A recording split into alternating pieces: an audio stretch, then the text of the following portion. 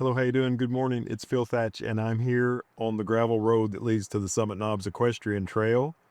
I got here about 5 or 6 minutes after sunrise. As a matter of fact, I got here before the ranger got here to open the gate. They're supposed to open it, I think, at sunrise, but they were a few minutes late, but that's okay. I came all the way to the end.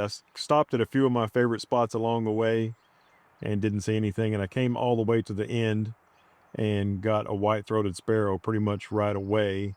Not a great shot of it, I don't think, but before I show you that, let me show you a shot that I made with the same gear I'm using today. I'm using the Nikon Z8 and this fantastic 600 millimeter phase Fresnel f6.3 lens, shooting wide open, crazy slow shutter speeds, 1/200th, 1/250th. There's not much light so far this morning. But anyway, the other day in the front yard, there was a cute little rabbit, and I made a photograph of it.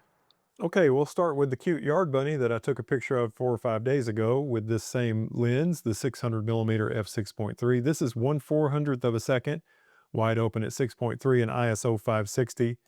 Just look at the detail from that lens. I really, really love this 600 6.3. It's really something. And now let's take a look at the first bird I saw this morning, which was a white-throated sparrow.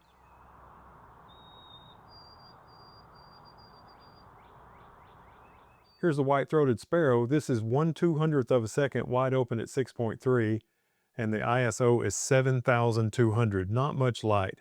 Super slow shutter speed, and still lots and lots of ISO. But Topaz Denoise cleaned it up pretty good, and it's not a bad looking shot, although I wish this branch wasn't right in the way. The next bird I saw was a prairie warbler, first of season for me. I love, love, love the prairie warbler. I love its fantastic song, and I love its bright yellow colors with black stripes. So let's take a look at my first of season prairie warbler. Here's the first of many prairie warbler photographs. This is 1/200th of a second and ISO 5600. I think every shot in this video is going to be 600 millimeters and wide open at 6.3.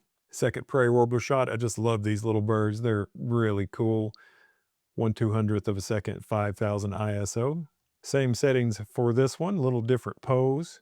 I like that you can see the brown, a little bit of brown on the back in this shot. Another different pose with the same settings. And now we've moved to a different perch. This is 1/200th, and the ISO's gone down to 3200 for this one. Same perch, but different pose with the same settings. Another unique pose. I like this one looking straight up, same settings, giving me a thoughtful head tilt with the same settings. Same perch, but looking in the other direction. One more on that perch with the same settings, and yet another on that perch. It stayed there for a few seconds. And this is the last one that I liked enough to share with you from this perch. Still at 1/200th of a second and ISO 3200. Now we're on a different perch that is a little bit closer, so that helped me out. Didn't have to crop these as much. This is 1/200th of a second and ISO 2200. Another shot on that same perch. I believe this is a mulberry tree, and these are mulberries that are starting to form in early spring. Here's another shot on that same perch. We're still at 1/200th of a second and 2000 ISO. Another one on that same perch, giving us a little different look. Still at 1/200th. And one more on that perch. Still at 1/200th, 2200 ISO for this one. I sped my shutter speed up to 1/250th for this one after I noticed that my ISO was only 2000 or so, and this one is 2500 ISO. The next bird I saw was a ruby-crowned kinglet, which I would be expecting them to be leaving the area pretty soon, but this one's still here. Today is May 10th, I think, and I figure the ruby-crowned kinglets will be heading south soon, but this one's still here, and I made a couple of shots of a beautiful male ruby-crowned kinglet. Here's the ruby-crowned kinglet. I expected it to be gone by now, but it's still here, and this is 1/250th of a second, ISO 1800. Another shot of the ruby-crowned kinglet. It was really hard to get this bird. It just moves around so quick. If it lands someplace, it only stays there for a fraction of a second. Still at 1/250th of a second for this one. And look at that ruby crown poking up. Now let's move to a perch that has a branch right in the way, but I still liked some of these shots, especially because the eye was nice and in focus. This is 1/250th and ISO 3200. Here's another one on that partially blocked perch with a nice head angle on this one, and I love how well you can see the ruby crown. Still at 1/250th and 3200 ISO. Now he's on that same perch, but he's looking in the other direction, so this branch is not blocking anything, but now this branch is blocking stuff. This is 1/250th and 3200 ISO as well. And now we've moved to a different perch and nothing is blocked on the bird, so that's nice. We're at 1/250th of a second and ISO 1600 for this one. Another shot on that same perch, but looking in the other direction, still with the same settings, 1/250th and 1600 ISO. And now we've switched to the other direction. It just dances around whenever it lands. If it lands and stays, it is moving constantly while it's in the same place. This time it's looking right at us at 1/250th of a second and 1600 ISO. The next bird I saw was, I think, an orange-crowned warbler. And I didn't get a great shot of it, but I've only gotten an orange-crowned warbler once before, and it's been, gosh, I bet it's been 8 years since I got a photograph of an orange-crowned warbler, so that's pretty cool. Let's take a look at that. Here's my first orange-crowned warbler that I've had in nearly a decade, maybe even over a decade. I'm not sure exactly when my last one was, but it was a long time ago. This is 1/250th of a second, 3600 ISO, and I got one more pose of the orange-crowned warbler. Same settings, 1/250th of a second. The next bird I saw was a particularly attractive field sparrow. Just cute as can be.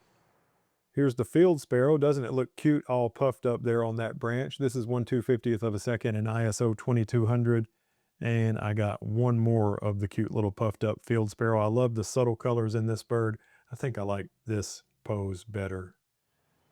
There's some sort of school group that's going to be here pretty soon, and a lot of people showed up in advance of that and started making all sorts of racket and spooked all my birds, so I'm going to look for someplace else to take pictures.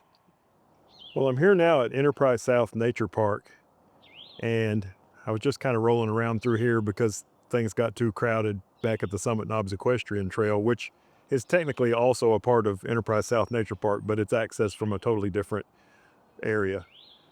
Anyway, while I was here, I heard a bird that I didn't recognize, and I put on Merlin to listen to what it was. And it's a yellow-throated vireo, which if I got a shot of it, it would be a lifer. So I kind of started following it around as it was calling. And I'm on this asphalt hill here. And down here are some woods, and it's up high in these trees. I got one shot of it from just crazy distance. It's tiny in the frame, but it's a lifer. Let's take a look.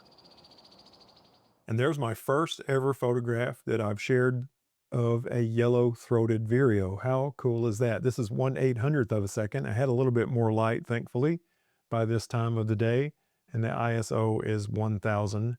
I've got two to share with you. One, it's singing, and this is that one. And here's the other one, same perch, but not singing. And like I say, I followed him around in the woods for quite some time, and this perch was the only place he landed where I had a clear shot. And even though this shot was clear, I still had to move around and kind of shoot through lots of branches, but it's clear enough. 1/800th and ISO 1000 of my first ever yellow-throated vireo. Now I'm in another area of Enterprise South Nature Park, and I got a bird that I was really hoping to get today, a white-eyed vireo. It's not an uncommon bird. I get these every year. A lot of times I get them on multiple days every year, but this is definitely my first one this year. I just saw it for a brief amount of time. I got a few shots, and I think one is acceptable. Let's take a look. This is a white-eyed vireo. It's the vireo that I photograph the most often. I get these pretty much every year, and I love their white eyes, and the surround of the eye is nice and dark, so it has a striking look to it, and the colors are beautiful. This is 1/500th of a second and 5000 ISO.